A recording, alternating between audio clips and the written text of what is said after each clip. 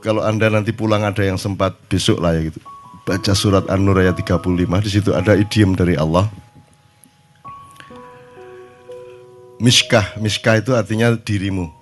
Nah di dalam dirimu itu ada misbah, misbah itu artinya hatimu. Kemudian al-misbahu fi zujajah, yang ketiga zujajah, itu akalmu. Nanti ada pencapaian yakadu zaituha yudhi'u walau lam tamsa sunar. Nanti kalau sudah ada dialektika yang benar, manajemen yang benar antara dada dengan kepala, antara hati dengan akal. Kalau Sunan Kalijogo antara menyambung kembali dengan kayu jati, kepalanya orang-orang dengan dada, dengan tubuhnya orang-orang. Itu sebenarnya lambang dari kalau kamu ingin menemukan kesejatian hidup, maka sambunglah akalmu dengan manajemen yang baik dengan hatimu. Nah, dalam surat An-Nur 35 itu ditunjukkan oleh Allah bahwa kepemimpinan manusia ada pada hatinya dan bahaya ada pada akalnya, dan bahaya manusia itu terletak di potensi hatinya. Ini agak terbalik dengan romantisme mainstream kita sekarang yang sangat mendewakan kolbu gitu ya. Kan padahal kolbu ini di situ sumber segala mara bahaya juga. Karena dia lebih dekat ke syahwat dibanding akal. Kalau akal itu dilepas di atas sehingga dia jauh dari syahwat. Karena hatimu itu tidak ada batasnya, dia tidak mengerti regulasi. Hatimu itu ingin apa saja tanpa batas. Kamu disuruh dikasih gaji berapapun, dinaikkan berapapun, hatimu pasti mau. Tapi pikiranmu mengontrolnya.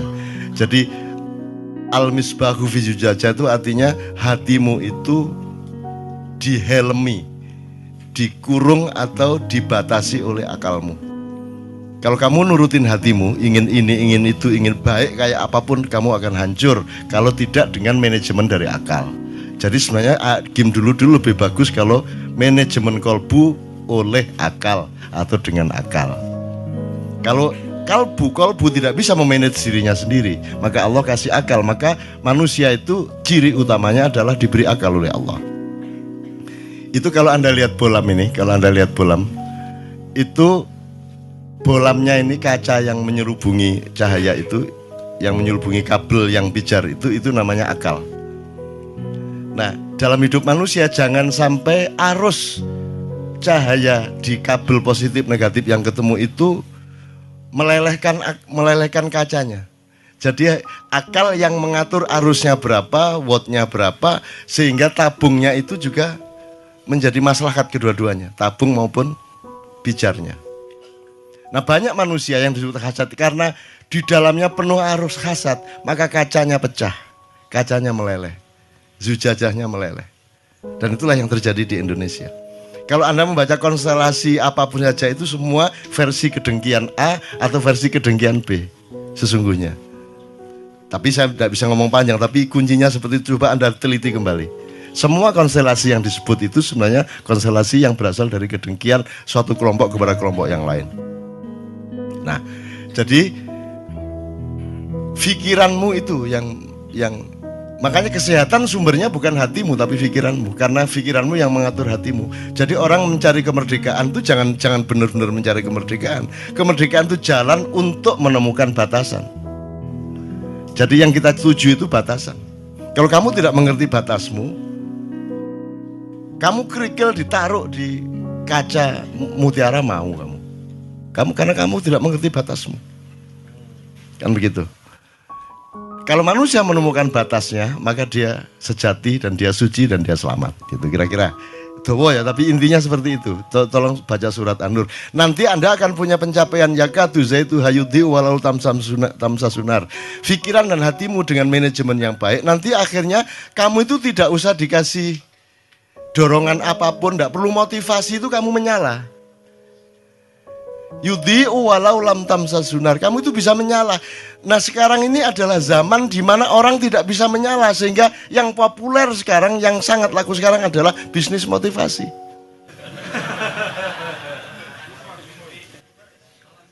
Ya toh? Motivasi. Lu kurang apa kamu mencari motivasi? Karena tidak benar manajemenmu itu. Masa saya kata sembahyang butuh motivasi, kata berbuat baik butuh motivasi. Saya sambung sama Asmaul Husna dikit ya. Saya tanya Mas, kalau tidak ada Quran, tidak ada Islam, Anda tempeleng istri apa tidak? Anda bunuh orang enggak? Anda nyuri enggak? Apa untuk tidak mencuri nunggu Quran dulu? Jadi sesungguhnya Al-Quran itu intinya, energinya, dan aspirasinya sudah ada di dalam dirimu. Seandainya tidak ada Islam pun, kamu tidak akan berbuat jahat kalau kamu benar-benar manusia sejati. Kan begitu? Nah ini sudah dikasih Quran, sudah dikasih Asmaul Husna.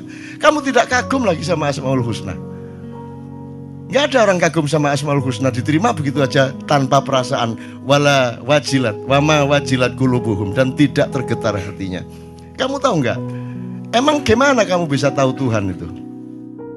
Gimana mau meneliti kayak apa? Mau bertapa kayak apa supaya kamu tahu Tuhan? Nggak mungkin kamu tahu Tuhan. Nggak mungkin mengalami dan mengetahui pemahaman apapun mengenai Allah. Satu-satunya jalan adalah Allah ngasih tahu kamu tentang Dia, betul nggak? Nah itu prosesnya berabad-abad. Dulu orang tahunya, oh ada dewa perusak, ada dewa pencipta, ada dewa pemelihara, ya toh? Cari-cari itu, alhamdulillah ketemu dikit 3, kan gitu kan? Terus berkembang akhirnya sama Tuhan di shortcut. Udah gini aja, kamu tak kasih tahu siapa saya, ya. Sifat saya itu 99, ya. Saya itu Rahman Rahim, ikonnya. Jadi yang utama dari saya itu hadir ke kamu itu bukan hebat saya, bukan kuat saya, bukan dahsyat saya, bukan kuasa saya, tapi cinta dan kasih sayang saya.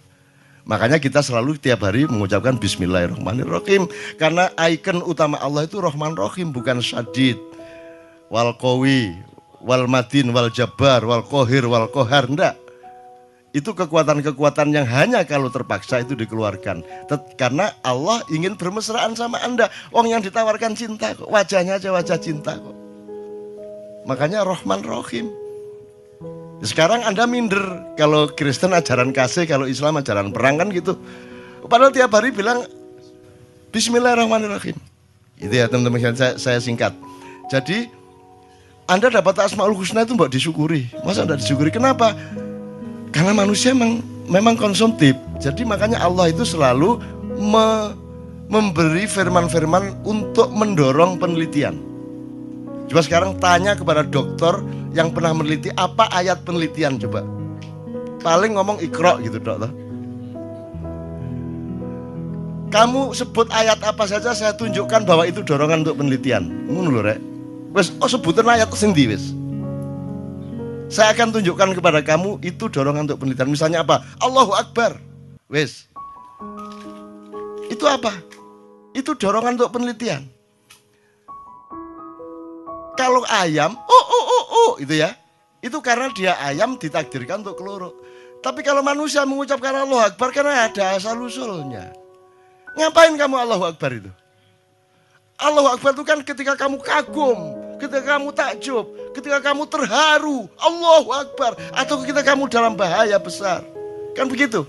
Jadi harus ada pengalaman empiris sedemikian rupa yang menyangkut getaran hatimu dan terguncangnya jiwamu, baru kamu ucapkan Allahu Akbar. Jadi Allahu Akbar itu output dari peristiwa jiwa Anda yang meneliti macam-macam. Lihat pohon, ya Allah, Allahu Akbar, indah banget. Karena Anda meneliti pohon. Ngelihat cacing, ngelihat apa-apa. Jadi itu semua harus penelitian dulu baru Allahu Akbar. Apalagi kalimatnya gini, Rabbana ma khalaqta hadza batila.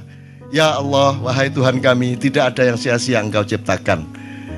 Tuhan yang ngasih kalimat seperti itu. Kalimatnya kalau Anda ngerti retorika, kan mestinya Tuhan ngomong gini, sesungguhnya tidak ada yang sia-sia yang Aku ciptakan. Inna apa? Kaifastat. Seharusnya kalimatnya Tuhan tuh enggak Rabbana ma khalaqta hadza batila, tapi kalimatnya Allah, wa ma khalaqtu kulla syai'in batilan. Wah, gitu mestinya. Enggak, Tuhan enggak gitu. Tuhan didik kita, mengayomi kita. Kalimatnya itu untuk kamu ucapkan, bukan untuk diucapkan oleh Allah. Manusia yang mengucapkan, wahai Tuhanku, sesungguhnya Engkau tidak sia-sia menciptakan ini. Untuk ngomong gitu kan kamu neliti dulu. Ada apa kok ngomong gak sia-sia? Iya bujuk ketok pesek tapi ya Allah, Rabbana ma khalaqta hadza batila. Ketoke rada merongos, ketoke rada ngene tapi ngabektine pol iki. Rabbana ma khalaqta, gitu loh. Anda mengalami sesuatu karena penelitian dan penghayatan Anda, baru Anda ucapkan Rabbana ma khalaqta hadza batila. Kalau enggak, ngapain tiba-tiba ngomong itu? Hari raya itu Allahu Akbar, Allahu Akbar. Itu malaikat tolah-toleh. Ono apa arek-arek kok ngomong Allahu Akbar? Lu karena hari raya, lu kalau ngomong Allahu Akbar karena hari raya sama dengan ayam itu berkokok karena dia ayam. Selama Ramadan dia menghayati sesuatu, banyak hal yang dia alami karena puasanya, karena itikafnya, karena tahajudnya, betul enggak? Karena tarawihnya, maka akhirnya dia bertumpuk-tumpuk ketakjubannya dia kepada Allah, sehingga begitu tiba hari raya dia sudah tidak tahan lagi untuk mengucapkan Allahu Akbar. Ngono loh. Ki gak ono apa-apa. Ngomong Allahu Akbar, malaikat tolah-toleh. Lah napa niku arek-arek niku? Embo aku ya wis putus asa, wis gendeng kabeh arek-arek iki. Gitu ya teman-teman sekalian ya. Jelas ya. Maka bersyukur, Asmaul Husna lewat gitu saja. Padahal semua yang paling dasar ketakjuban. Apa yang melebihi ketakjuban? Lah Anda tidak takjub sama apa-apa. Bagaimana kalau manusia tanpa ketakjuban? Itu sudah bukan manusia karena alat-alat utamanya tidak dipakai. Itu kemudian terakhir satu sebelum Mas Tejo ya. Mas Tejo setelah itu monggo. Karena Mas Tejo akan mengelaborasi itu dengan pengalaman kebudayaan dan kebatinannya.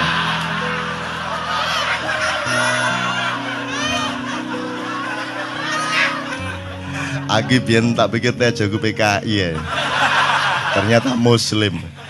Jadi kaget aku, umroh, Tejo umroh. Kaget aku.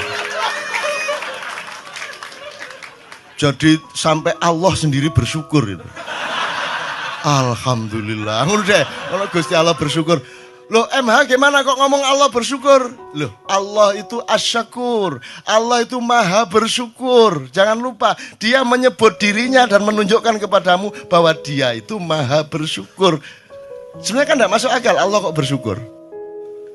Tapi begitu rendah hatinya Allah kepada hambanya sehingga dia sendiri bersyukur.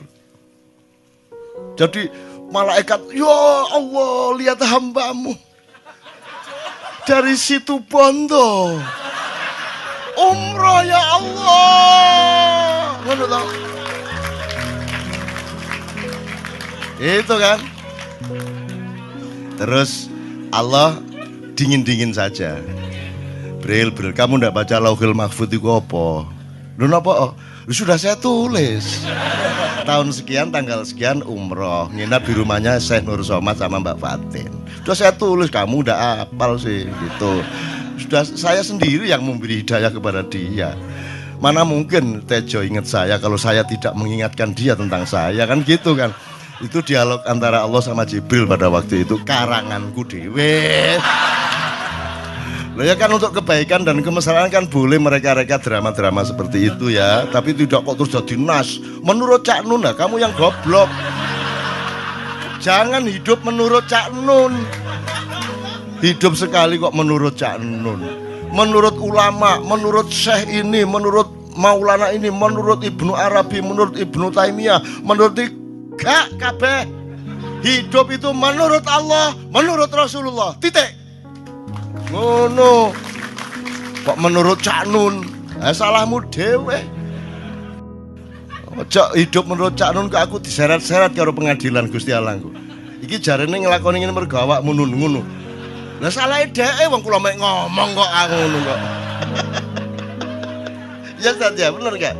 Itu tauhid.